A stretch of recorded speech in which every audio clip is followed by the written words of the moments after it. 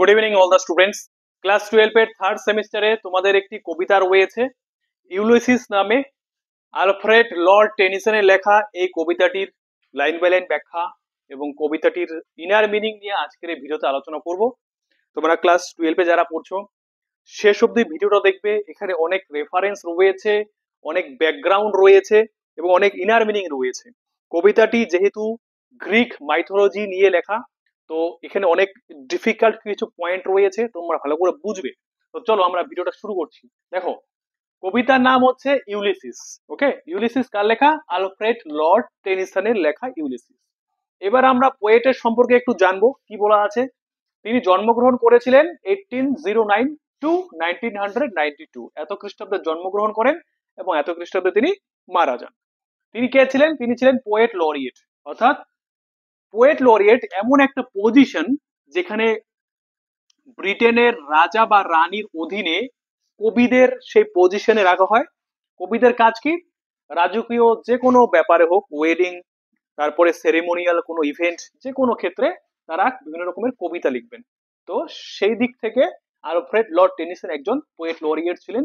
এনার আগে একজন পোয়েট লরিয়েট ছিলেন, ইনি হচ্ছেন উইলিয়াম ওয়ার্ডসওয়ার্থ। তোমরা সবাই নাম শুনেছো, রোমান্টিক একজন পোয়েট ছিলেন উইলিয়াম ওয়ার্ডসওয়ার্থ। ইউলিসিস ভিক্টোরিয়ান পিরিয়ডে লেখা হয়েছে। ভিক্টোরিয়ান পিরিয়ড অর্থাৎ ভিক্টোরিয়ানের যে সময়সীমা, সেটা কত সাল থেকে কত সাল অবধি?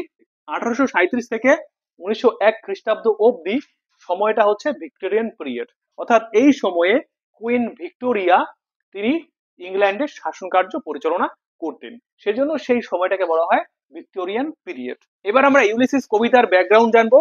তো দেখো কি রয়েছে। ইউলিসিস কবিতাটি লেখা হয়েছিল 1833। কবে লেখা হয়েছিল? 1833। আর এটাকে পাবলিশ করা হয়েছিল, অর্থাৎ এই কবিতাটি পাবলিশ হয়েছিল 1842। সালগুলো অবশ্যই তোমরা খেয়াল রাখবে, তোমাদের এক্সামে এমসিকিউ টাইপের প্রশ্ন হতে পারে এখান থেকে। এবার দেখবে এই কবিতাটি লেখা হয়েছে ইন ব্ল্যাঙ্ক ভার্স। ব্ল্যাঙ্ক ভার্সে লেখা হয়েছে। ভার্স মানে কি? ভার্স মানে হচ্ছে কবিতা। ওকে, তো ব্ল্যাঙ্ক ভার্স কি? এমন একটি কবিতা, ধরো এটা কবিতার লাইন, এগুলো হচ্ছে কবিতার লাইন। তো লাইনের মধ্যে আগে কি করতে হবে? তোমরা মিটার গুলোকে সেপারেট করলে, এখানে অনেকগুলো মিটার রয়েছে, এটা একটা মিটার, এটা একটা মিটার, এটা একটা মিটার, এখানে একটা মিটার, এখানে একটা মিটার, ধরো এখানে 5টা মিটার রয়েছে। ওকে, তো সেজন্য যদি 5টা মিটার থাকে তাহলে আমরা সেটাকে বলবো পেন্টামিটার। কি মিটার? পেন্টামিটার। মিটার গেল। এবার আমরা জানবো প্রত্যেকটা লাইন দেখবে, প্রত্যেকটা লাইনের লাস্ট ওয়ার্ড দেখবে, যদি ছন্দের মিল থাকে তাহলে সেটাকে বলবো রাইম স্কিম। ওকে, তাহলে ব্ল্যাঙ্ক ভার্স কি? ব্ল্যাঙ্ক ভার্স মানে হচ্ছে মিটারের মিল থাকবে, প্রত্যেকটা লাইনে মিটারের মিল থাকবে, কিন্তু রাইম স্কিমের কোনো মিল থাকবে না, সেই রকম কবিতাকে আমরা বলবো ব্ল্যাঙ্ক ভার্স। এখান থেকে আরেকটা জানবে যে ইউলিসিস কবিতাটির হচ্ছে ড্রামাটিক মনোলগে লেখা হয়েছে। ড্রামাটিক মনোলগ কি? মনোলগ মানে মনো মানে ওয়ান, আর লোক মানে হচ্ছে speech.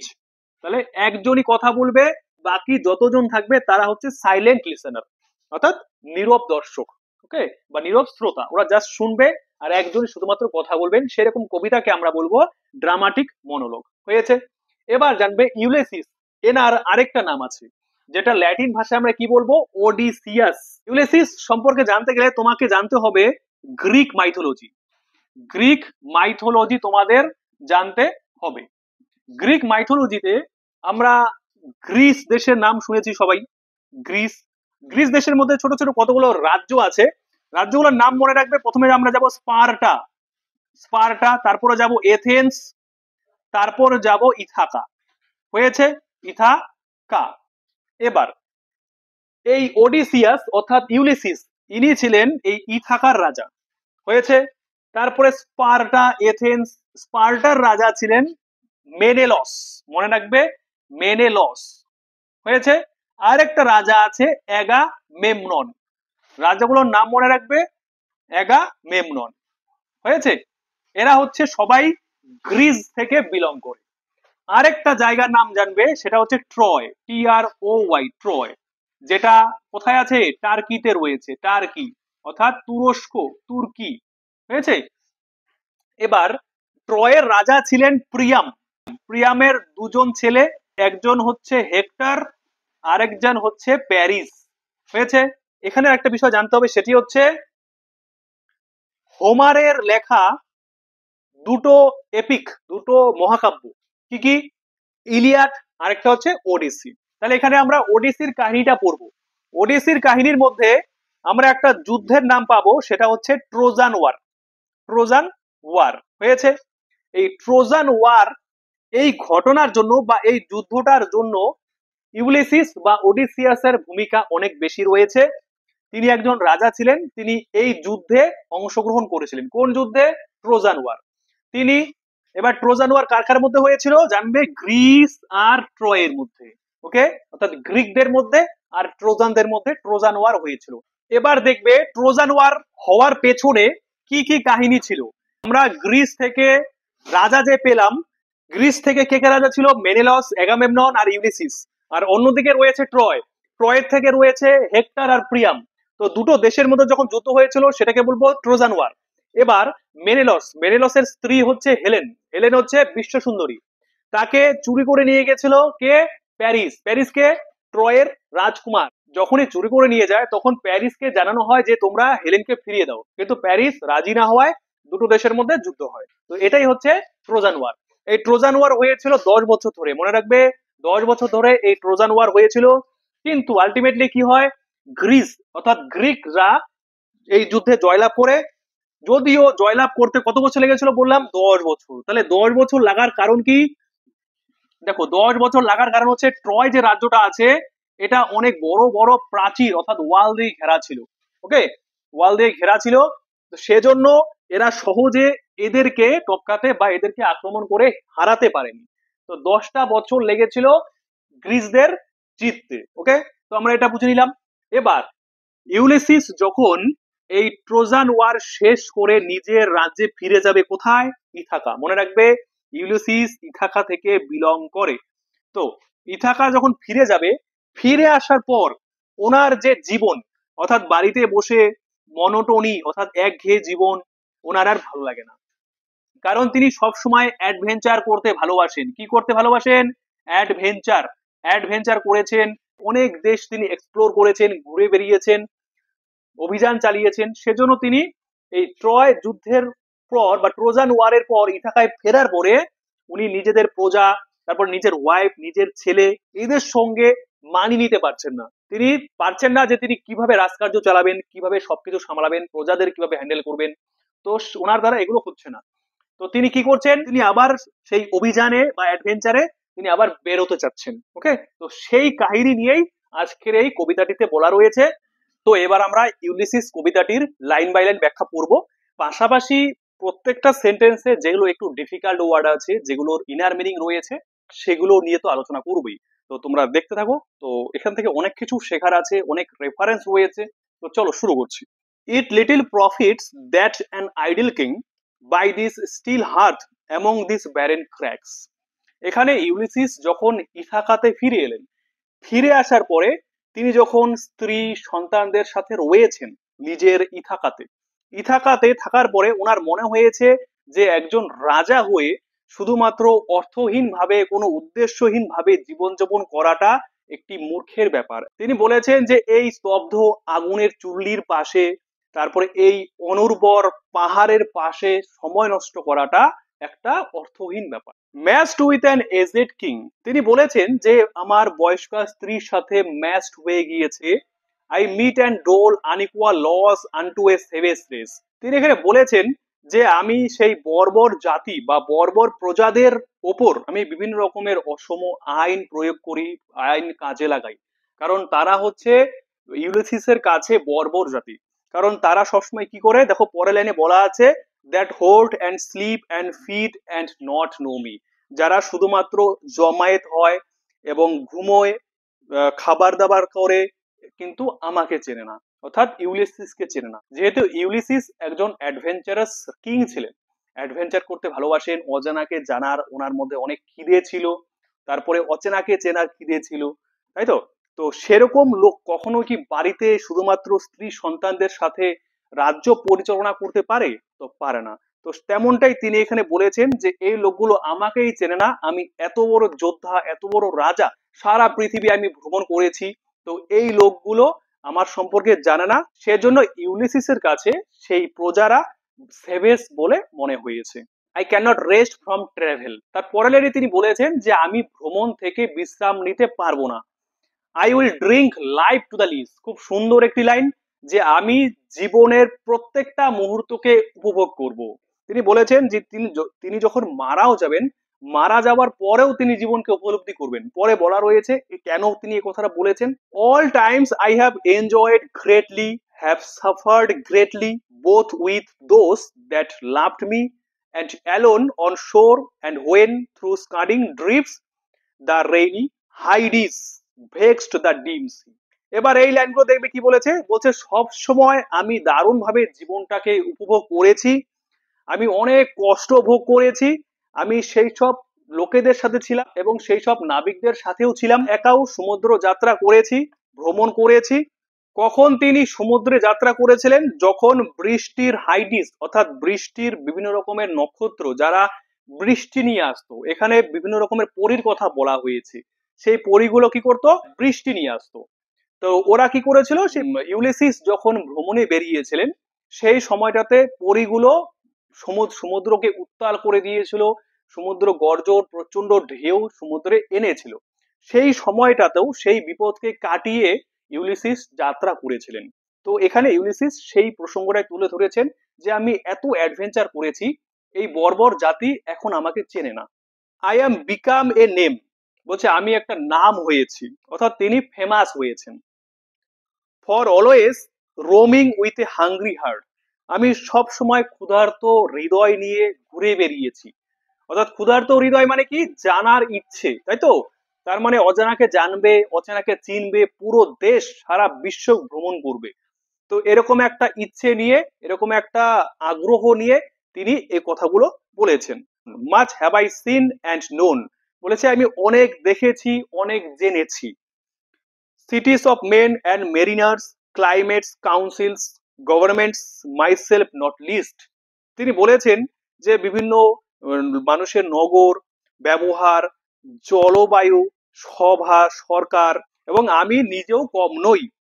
But honoured of them all, এবং কিন্তু সকলের কাছ থেকে আমি সম্মানিত হয়েছি, অর্থাৎ সকলের কাছ থেকে আমি সম্মান পেয়েছি। and drunk delight of battle with my peers far on the ringing plains of windy Troy। তাহলে বলেছে যে আমি আমার সহযাত্রীদের সাথে যুদ্ধক্ষেত্রের আনন্দটাকে উপভোগ করেছি, অর্থাৎ পান করেছি। কোন যুদ্ধভূমি? যখন তিনি ট্রয়ে যুদ্ধ করছিলেন। তো তিনি যখন ট্রয়দের সঙ্গে অর্থাৎ ট্রোজানদের সঙ্গে যুদ্ধ করছিলেন, সেই যুদ্ধভূমিতে তিনি বীরত্বের পরিচয় দিয়েছেন। I M A part of all that I have made, বলেছে আমি যার সাথে দেখা করেছি বা সাক্ষাৎ করেছি, আমি সবকিছুর একটা অংশ হয়ে গেছি। অর্থাৎ তিনি জীবনে এখন ফেমাস হয়েছেন, তিনি একজন সাধারণ একজন রাজা ছিলেন, তিনি সারা বিশ্ব ভ্রমণ করে তিনি সবার কাছে ফেমাস হয়ে গিয়েছেন। তারপরে তিনি বলেছেন যে আমার এই ফেমাস হওয়াটার একটা আমি অংশ হয়ে গেছি। Yet all experience is an arch, বলেছে সব অভিজ্ঞতা একটি খিলান বা একটা দ্বার, একটা দরজা। ওকে, তাহলে বলেছে যে সমস্ত অভিজ্ঞতা একটা দরজা, হয়ার থ্রু, যার মধ্য দিয়ে, গ্লিমস অর্থাৎ চকচক করে, কি চকচক করে? That untravelled world whose margin fades, সেই অগম্য পৃথিবীটা চকচক করে। অর্থাৎ ইউলিসিসের মনে অজানা পৃথিবীকে জানার ইচ্ছে, সেই ইচ্ছেটা লেখক ইউলিসিসের মধ্যে জেগে উঠেছে। যেই পৃথিবীর সীমারেখা বিলীন হয়ে যাবে, ফরএভার অ্যান্ড ফরএভার, চিরকাল চিরকালের জন্য, when I move, যখন আমি মুভ করি অর্থাৎ এগিয়ে চলি। তিনি বলেছেন যখন আমি এগিয়ে চলি তখন আমি শুধু এগিয়ে চলি, মানে আমার যাত্রা পথের কোনো শেষ নেই, আমার দু চোখ যেদিকে যায় আমি সেদিকেই চলে যাই। আমি শুধুমাত্র ভ্রমণ করতে ভালোবাসি, আমি শুধুমাত্র জানবো, পৃথিবীটাকে জানবো, নলেজ গেইন করব। তারপরে দেবে কি রয়েছে, how dull it is to pause to make an and.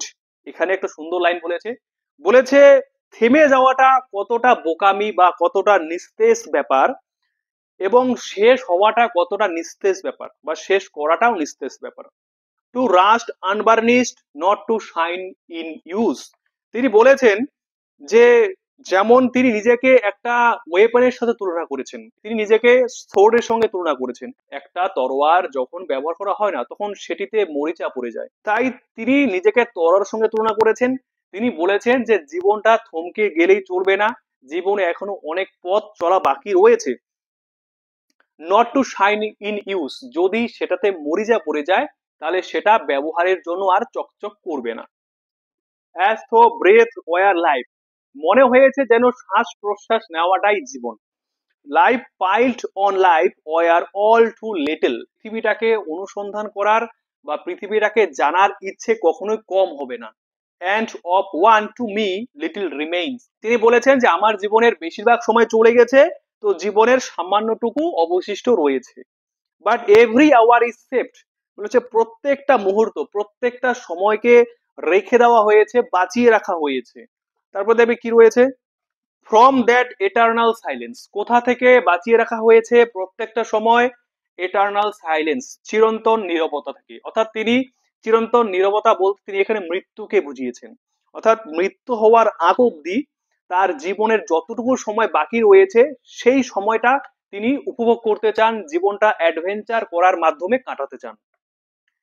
Something more, বলেছে আরো কিছু করে তিনি জীবন কাটাতে চান। এ ব্রিঙ্গার অফ নিউ লাইফ, তিনি বলেছেন যে তার জীবনের যতটুকু সময় বাকি রয়েছে সেই জীবনটা নতুন নতুন জিনিস নিয়ে আসবে। And vile it were for some 3 sons to store and hoard myself, এবং তিনি বলেছেন যে আমি নিজেই 3 বছর ধরে এই বাড়িতে জমায়েত হয়ে রয়েছি, বাড়িতে রয়েছি, এটা ওনার কাছে একটা জঘন্যের ব্যাপার। And this grey spirit earning in desire, এবার তিনি বলেছেন যে এই গ্রে স্পিরিট মানে হচ্ছে বয়স্ক আত্মা, অর্থাৎ তিনি বয়স্ক হয়ে গিয়েছেন, সেজন্য তিনি নিজের আত্মাকে গ্রে স্পিরিট বলেছেন। যে বয়স্ক আত্মার ইচ্ছে কি ইচ্ছে? টু ফলো নলেজ, নলেজকে ফলো করবে, লাইক এ সিঙ্কিং স্টার, ডুবন্ত তারার মতো। অর্থাৎ তারা যখন ডুবে যায় সারাদিন ধরে আলোকিত করে শেষে ডুবে যায়, অর্থাৎ তিনি তারা ডুবে যাওয়াকে নিজের মৃত্যুর সাথে তুলনা করেছেন। এবং তারা ডোবার আগ মুহূর্ত অবধি তিনি জীবনটাকে উপভোগ করতে, জীবনটাকে এক্সপ্লোর করতে চান।